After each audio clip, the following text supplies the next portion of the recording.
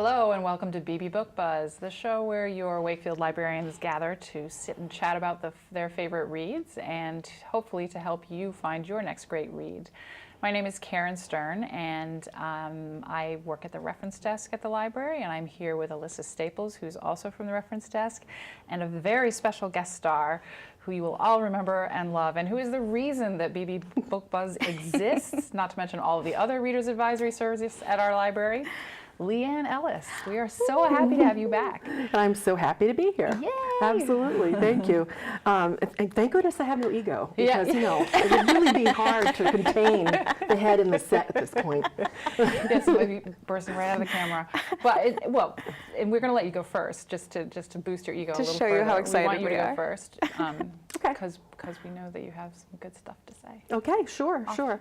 Well, you know, for people who don't know, and I mean, you guys know I retired 15 months ago, not that I'm counting, but I did, and one of the things that I've been able to do is read a lot, which is one of the things I've always done all my life, but I can honestly say now I'm reading for pure pleasure. Very rarely do I read anything that I feel I have to read simply because I need to be aware of it for my job, because I don't have a job. I know. So this is really good. Yes. So one of the things I did last year is I immersed myself into people who have series I hadn't finished and things like that. So I've been reading a lot of things. It's very eclectic. I mix a little bit of nonfiction, but for the most part, all sorts of fiction. And this is the book that rose to the top for me. And I keep a running list of what I think is the best. We know you are a fan of Diane Setterfield. Yes, I am. She is one of my favorite authors. She has written my most favorite book, which is The 13th Tale. It's one of those books that I've reread. It's because this author does everything well, especially character, place, and of course storyline. It all comes together with a wonderful, magnificent tone that just sort of pulls you in. She wrote a second book called Bellman in Black, which was good, but it didn't rise to the top for me. I enjoyed it, and the characters were wonderful. But when I realized that her third book was out, I read a few reviews without trying to get too far into them, because I don't want anything. This is the sort of author you want to read every word of yourself. So, and what I got out of it immediately was that I was probably going to like it, and I was going to read it anyway, so it didn't matter. So when I picked it up, and it's called Once Upon a River, and let me set the stage. It's a dark and stormy night. Oh, really? It's always a good beginning. Isn't that a good beginning? And it's at the Swan Inn, which is in a sleepy little village on the River Thames, in Great Britain, of course. What's the time period? About 1870. Okay. Now, the usual patrons are gathered around, and they're talking in this inn, and they're telling, they tell tales to each other. They tell stories. This book is very much about story, and so many levels. And it's a typical night. They're swapping their little, their little tales of what happened to them that day or what they've heard. And a man bursts in, and he's carrying this, what seems to be a small child. Turns out she's 4 years old, and she's unconscious. And he collapses to the floor, and that's the beginning of the story. Now, they have no idea who she is. She's a complete mystery, and everyone wants to claim her. So the storyline goes along in a variety of different ways. Is she the daughter of a farmer's estranged son? Is she the sister of a woman who thought that her sister was dead? Is she a kidnapped child that this couple lost 2 years ago? Or perhaps, is she the daughter of the ghostly ferryman on the River Thames? Oh, so there's ghosts. So there's all sorts of stories going on. I mean, it's atmospheric. There's a lot of Gothic description in it. It's also there's some magical realism that takes place within the Gothic, confines and tone. But what really, really got me was the way the characters, the wonderful place, the story all sort of converges and celebrates the timeless secrets of life, death, imagination, and the enduring power of words. The formation of stories is probably the thing that really gripped me and makes me keep thinking about this book.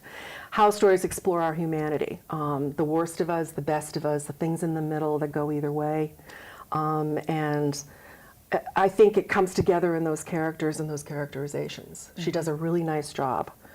And she weaves in and out, they weave in and out of each other's lives, and as they twist and turn, it's as if you're following the river along the way. So she does a wonderful job of bringing it all together, and it's a slow read. So you have to have patience with it in the beginning, but then you're sort of caught up in it and you can't quite, you just have to keep coming back to it. And it's one of those, you want to leisurely read it because you don't want to miss a word, you don't want to miss a phrase. And I will indulge you with just a very short couple of sentences because I think it gives a really good description of how she writes. They sat on the bank. It was better to tell such stories close to the river than in a drawing room. Words accumulate indoors, trapped by walls and ceilings. The weight of what has been said can lie heavily on what might yet be said and suffocate it. By the river, the air carries the story on a journey. One sentence drifts away and makes room for the next. Oh, That is lovely. gorgeous. And that just feels like the river itself. Exactly, Yeah. and that's how she writes. So this will appeal to so many different people. A critic in a review, and I'm going to steal this from them because I thought it was a really apt way of describing it. She also takes the traditions of three major English writers, icons really, and she sort of uses them in a similar and dissimilar way at the same time. Austen's domestic stories. You can hear echoes of that in this Right. book. Also Tolkien, the folklore, definitely the way that comes out, and some of the tone and moodiness. And Christie's mystery. The whodunit is very much a part of this. It's maybe more of a who is she, but it's still, and there's other things that transpire. Right. Interesting. It's funny because my thought was, and still some of these things, my thought was the Essex Serpent, which we have reviewed in this space before, because of the time period, because of the setting, the country setting, although it's a marsh, not a river, and because of the mystery elements. But I think there's an element of science in there that probably is more replaced by magic or something closer to magic in Right. this one. It could Although be. there's magic in that one too. It's funny, it's science and magic all kind of balancing each other out. So you never know, maybe somebody who liked one would like the other. No, I think that might be very true, and I know that, and that's, is it that Essex, the writer of that? Essex Serpent Essex Serpent, is who's that? Was it Sarah Perry? Sarah Sarah Perry, thank you. yeah. Okay, yeah, I got those confused. I think that she has that same sense of place down in a absolutely, way, and the absolutely. place becomes a character. Yeah. Oh, And completely. that- yeah, and that would certainly- there's this mythical figure in that this monster that may or may not exist. That is where magic and science come together in that story. So maybe, but I think probably a much more. The style of writing, it sounds completely different. This much richer, lusher kind of style. And definitely Rich and Lush comes into play here, if you Yeah. mean. And again, one of the reasons she's one of my favorites is everything comes together into this wonderful amalgam. And of course, anyone who's listened to me talk about other books knows I have a thing for water imagery. So right away I was hooked in by the title with river in it. course, But yeah. she doesn't disappoint me in any of that. And it's not done heavily so you're going, again with the river? No. It's, Right. it's done very naturally and in a really resonant way. Right. That worked for me anyway. But I would say definitely, people like, Elizabeth Kostovo is a very good read-alike for her in the sense that it links the past and present, Yeah. like this book does, and also, there's some suspense to it. As I say, as it gets going, it gets very suspenseful. But that's because you're so involved in who this girl is and what's going to happen to these people. And they start having these interrelationships, and you want some to function well, and others you'd rather they weren't involved with each other. Right. And, the menace of certain things, you're whining, oh no, you got to get away from that person. So you're very involved that way. Right. And that's what I also felt reading The Swan Thieves by Kostovo. okay. And I've read all of her at this point. And I think and also the other person that came to mind, and I read this last year, was Kate Morton's The Clockmaker's Right. Daughter. Okay. Well, there you go. You got just about everybody on the hook now. Yeah. So anyway, that's Once Upon a River by Diane Setterfield. That sounds lovely. And now for something completely different. Yeah. Here comes Alyssa. This is very different. As usual, I'm bringing a curveball to the mix. No, that's what we want. That's what we want. This one is The Black God's Drums by Djeli Clark. I think that's how you pronounce his name. So this is a very short little novella, I'd even say. It's about a young girl named Creeper. She's 14 years old. She's down and out, hard scrabble, teams up with a female captain of an airship crew, so both of these female protagonists in this book are endowed with magical abilities. Throughout the book, they kind of struggle with these abilities and ultimately come to feel empowered by these abilities. So they are teaming together to defeat a small group of radicals who are fighting for a weapon of mass destruction that's also so powerful because of these magical elements, this magical fury that it has. So if you can't tell already, this is definitely a fantasy novella. These magical elements set it apart for that genre. It's set in an alternate version of New Orleans, so it is historical fantasy. It's also in the 1870s, which you mentioned Once Upon a River is set as well. This time it is, so the alternate history part of it is that it's set after the Civil War ends in a truce. So the Confederacy still has slaves, slavery is still happening there, and New Orleans is kind of this neutral territory between the North and the South, between the Union and the Confederacy. So in this alternate New Orleans, you've got an eclectic cast of characters, all ethnicities, all nationalities, different dialects, all of them kind of coming together in this space where everyone has agreed to live in peace. They can come and go. Right. So the atmosphere of this book, as I mentioned, hard scrabble protagonist, it's dark, it's gritty, the world is rough. Creeper, our protagonist, kind of gets by pickpocketing. She kind of staked a claim up where the airships dock, which is how she sees the captain for the first time, and she kind of picks her victims from there when they have good little pocket watches hanging out too far. So it's not a really great place to be for everyone. Right. But it adds this really cool atmosphere. So if you read for atmosphere, I think this has got it. Unlike other fantasy books that are longer, it doesn't world build in the same way. I mean, we're working with 108 pages. Yeah. We move fast here. Right. The stage is set quickly. The pace starts high, remains high.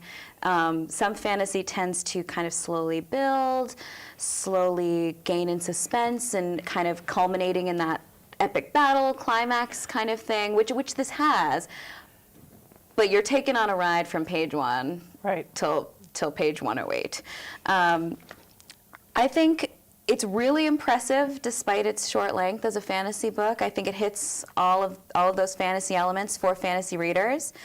Readers who read fantasy for that epic world building may feel a bit disappointed by this, but on the other side of the coin, I think that it means for readers who don't typically read fantasy, it's an excellent it's trial. Perfect introduction. It really is. Well, especially something that moves, and you were saying that because it's short for a fantasy, but maybe that's actually what sells it so well.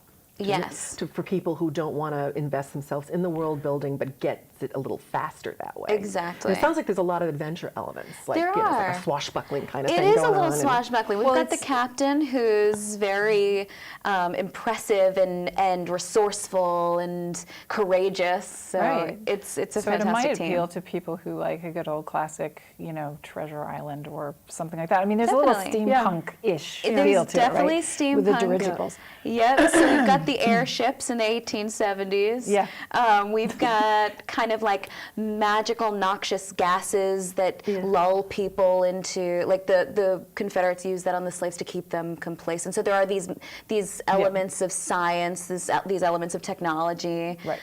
So it is steampunk. It is. Yeah. It definitely It has has elements of urban fantasy, like historical urban fantasy. Yeah. definitely. Because it's the New Orleans, of course, Yeah. would do that. But. Yes, so we've got the urban fantasy with the atmosphere. There's a little bit of like sex appeal. Some of the scenes take place in a brothel. So Right. there's all of those elements too. I was wondering, is there any sexual tension? One of my favorite questions about people with books. It doesn't really it doesn't have enough Probably doesn't have breathing time room, to go I don't there. think. Okay, so that, all right. But- But you know, But the thing about it is, you could totally, by the end, you love these characters already in this short span of time. Yeah. You really want to see what they're going to do next. You want to see these women come into their power, especially Creeper who's Yeah. coming of age with this power. Wow. So there is a little bit of, does Creeper's admires the captain, but is also kind of in Starting to love get with it, the starting to captain. get it. Got it. So got it, got it has that. And she's young. element. She's a young She's character. young. She's 14. So maybe he could develop this into something more than a. I Does would it feel read like really? Yeah. Definitely. Yeah. I don't want to. No, don't give it away. I don't want to give it away, but I believe that They leave you with a hook at the end that they you want to keep on do. going. They do. So you think he might be doing this? Maybe he's I because he's really written hope like so. 2. This is his second of 3 novellas. Yes. His newest just came out, which we talked about the other day, The Haunting of Tramcar 015. Yep. So that is another alternate history, early 1900s Cairo. Oh wow. So again, I'm Yeah. assuming there's a strong sense of place, a strong sense of atmosphere, Right. some adventure. And your almost- sense of that is it's the same era, same time zone, same place. So no, not the time zone, but same era and place. Cairo, The world is it's- the same I as know- this book, or you think they're totally no, different? I believe they're Okay. totally different. I wonder This if he's one's just the. throwing out hooks to see what works. What, like, Maybe. and Yeah. maybe then he'll write more on whichever one goes best. Great. Hey, Clark, write more of this one first. Yeah, I'd recommend this to most readers, beginners in fantasy readers who want something for a train ride, like a 3-hour train ride. It's a Right. great way to kind of start and end it in one session. I think that it has YA appeal because of the 14-year-old Sure. protagonist. I think that anyone who reads for strong female character will find something here. Anyone who enjoys some African mythology, because that's where these magical powers are coming from, African mythological figures. It really has a little something for everybody. I sounds great. truly enjoyed it. That sounds like a lot of fun. Yeah, fun, quick it's read. reminding me also of a little bit of there was a Jemison story in her new and Jemison's new short story collection Yes. called, I can't remember the name of the story, but it's got that connection between Haiti, which I think yours has as well, Haiti and New Orleans, and it's also has to do with airships. And she's trying to find the fuel for an airship, and someone in New Orleans has so it's almost like a spy story, but it feels like it has a similar theme. I thought of that as Yeah. I read this, since you Yeah. had explained that to me. So I think there's a read-alike there, definitely. Yeah, for sure. I mean, it's just one short story, but it was good. Yeah. Okay, great. That sounds like fun. Does sound like fun. I have something short too, but very, very different again. So the book that I'm talking today is The Friend by Sigrid Nunez. And this is a beautiful and unusual piece of fiction that won the National Book Award last year. And I heartily concur with their choice. It was fabulous. The story is narrated by a woman who has just lost her best friend of many years to suicide. He was a writer and her literary mentor. And while she's in the first stages of shock and grief, his wife comes to her and says, "Can you take this dog? Because I can't handle him. Look at him, isn't he beautiful?" Oh, I'd He's take a him. giant Great Dane, but she lives in less than 500 square feet in New York. So, but she takes him. His name is Apollo, Bigger than and Mom. as you might imagine, well, Apollo is also grieving, which is one of the reasons that the wife, he howls and she can't handle it. But this is, of course, the story of how this woman and this dog come together, come to know each other, and ultimately save each other. And I just have to read a passage. This is kind of like a shameless appeal to dog lovers. but it also gives you a feel for her writing too. So to set the scene a little bit, the dog has come and basically taken over her bed, and you can imagine a Great Dane, there's no room left for her. So she's sleeping at night on the blow-up mattress on the floor. But one night, when I wake, it's the middle of the night. The blinds are open, the moon is high, and by the ample streaming light, I can make out his big brown eyes and juicy black plum of a nose. I lie still on my back in the pungent fog of his breath. What seems like a long time goes by. Every few seconds, a drop from his tongue splashes my face. Finally, he places one of his massive paws, the size of a man's fist, in the center of my chest and lets it rest there. A heavy weight. Think of a castle door knocker. I don't speak. I don't move or reach out to pet him. He must be able to feel my heart. I have the appalling thought that he might decide to lay his whole weight on me, recalling a news item about a camel that killed its keeper by biting, kicking, and sitting on top of him, and how rescuers had to use a rope tied to a pickup to pull the beast off. At last the paw lifts. Next, the nose thrust into the crook of my neck. It tickles me insanely, but I control myself. He snuffles all around my head and neck, then along the entire outline of my body, sometimes nudging me hard as though to get at something underneath me. At last, with a violent sneeze, he gets back on the bed and we both go back to sleep. I just like, I mean, I'm a dog owner. That one got me. Yeah. But Totally. yeah, so, and that's part of the beauty of the book is certainly, you know, the dog stories, and obviously there's a lot of delving into grief and suicide and why people do that. But there is so much more to this book, and you know, this is only 212 pages, and so many other themes get worked into this book. It's amazing. It's also about writing and what it means to be a writer. It's about truth and truth versus fiction, both in the novel and in life. It's about friendship and romantic love. It's about powerful men and their relationships to women. It's about New York. It's set in New York. She is a New Yorker, and it's very much about New York the place, New York the lifestyle. So she weaves all of that into this tiny book, and it's all written, as you heard in that segment, in this kind of spare style, but it's kind of prone to these tangents, like the little camel excerpt, and sometimes the tangents, but they're a flow. They're not, you know, rather than feeling kind of disjointed or meandering or wandering, they just feel very sort of natural as your thought, almost stream of consciousness, but more well-crafted than what I often think of stream of consciousness as just sort of a brain dump onto the page, which is not that at all, as you could hear. In fact, that's why she won the award. You know, like, it's so well-crafted. It's like masterful the way she does it, because it feels just very natural, but every word, obviously, in this short a space has to be chosen. So Yeah. I'm a big fan of short novels because of passages like that. Yeah. It speaks volumes. Yeah. It just in a short description of something like that, it distills so much down. It doesn't need all of those pages with descriptions like that. No, it really doesn't. And she doesn't have to, you know, it's not a book about a dog. Let's just get that out there. It is and it isn't.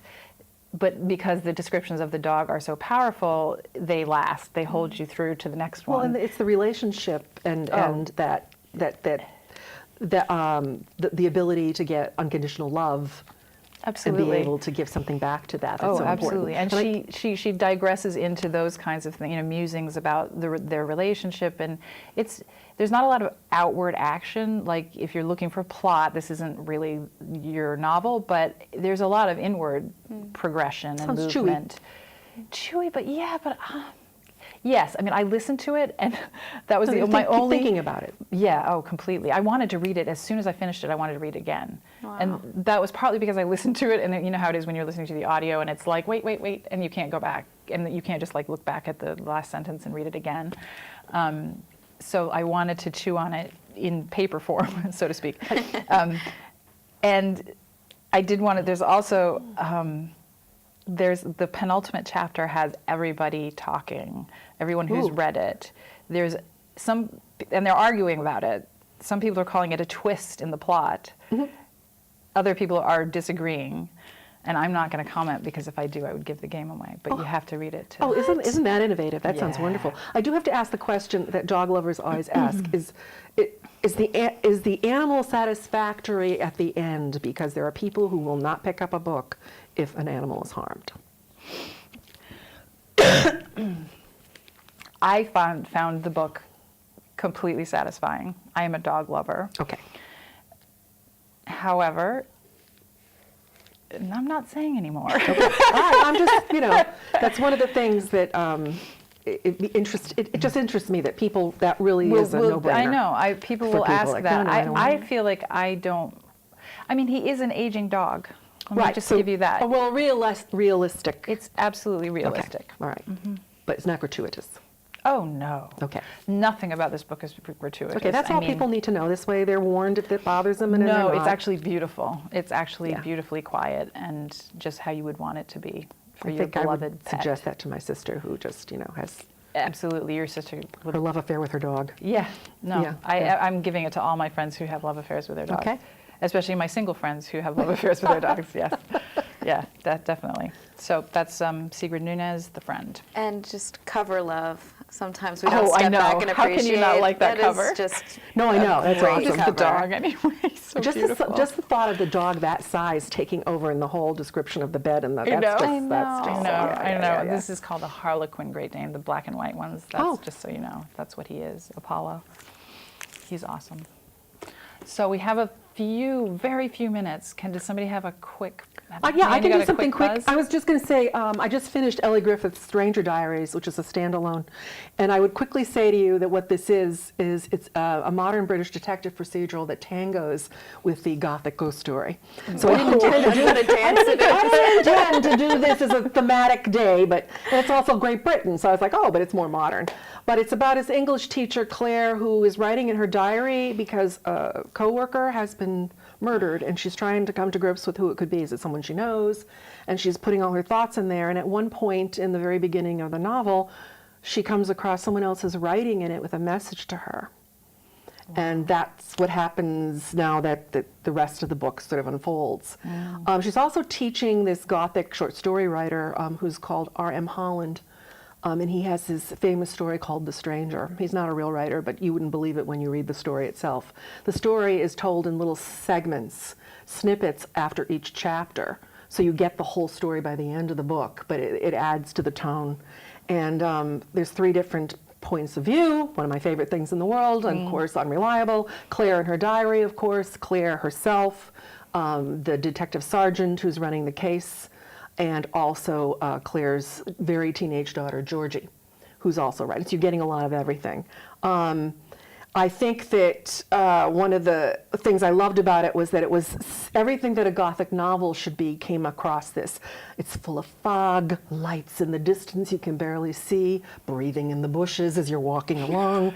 I mean, you're like, whoa! Breathing in the bushes. And it's got a satisfactory conclusion. The characters, I didn't always love them, but I liked a lot of them, and I cared about them, and I was involved. And the ones I didn't care for, I hated enough to be involved. And it's an authentic mystery procedural that you have to puzzle out as she does. So I would definitely say that Stranger Diaries by Elly Griffiths is something you might want to pick up if you want a good whodunit. Sounds a little like Margaret Atwood's The Blind Assassin with the story within a story. Yeah. And there's also that kind of murder, not murder, Yes. but death and why and Definitely. And Horowitz's Magpie Murders. Oh, is it? that Okay. Definitely has some crossover to that. So meta that's a thing. really, yes. Cool. Yes, definitely Okay. part of it. So very fast page turner as well. All right.